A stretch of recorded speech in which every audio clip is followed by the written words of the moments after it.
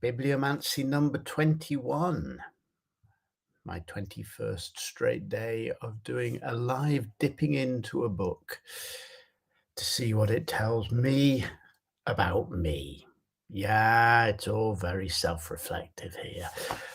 And this morning my hand reached to one of my bookshelves and came up with this.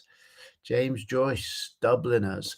Now, you see, before I even open it, this book evokes so much.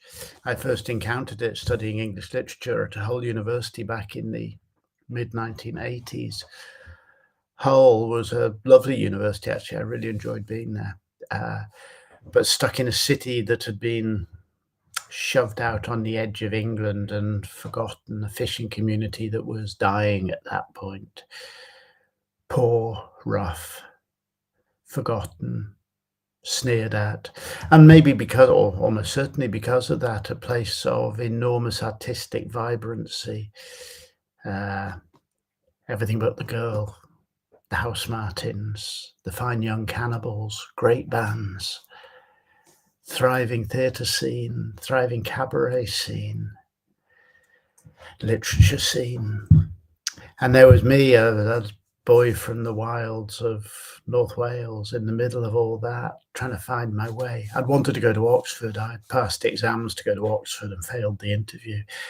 And that's one of the most joyful failures now. From now, at the time, it was a horrible experience. I had always passed exams. I was smart. And then I failed my interview at Oxford. That's another story.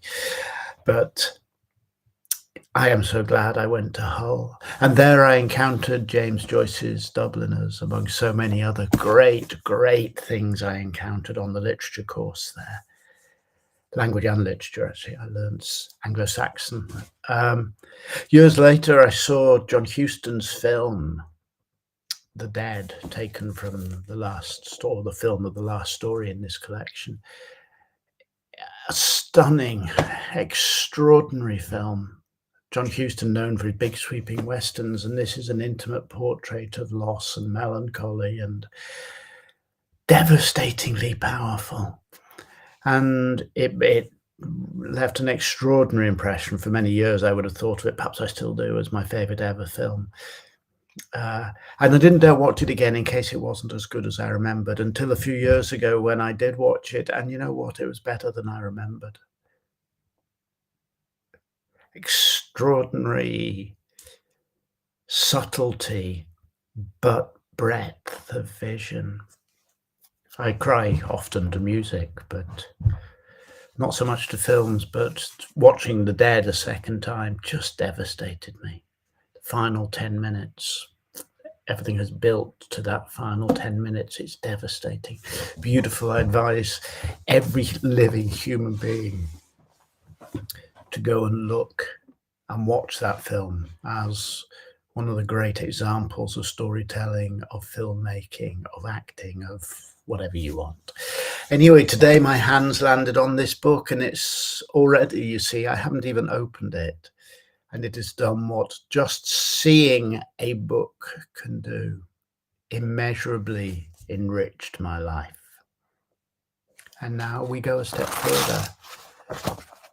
I flick, I find, I've dipped into a story called Grace. I remember nothing about any of these stories except The Dead.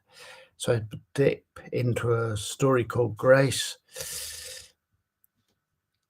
No, damn it all, said Mr. Kernan sensibly. I draw the line there.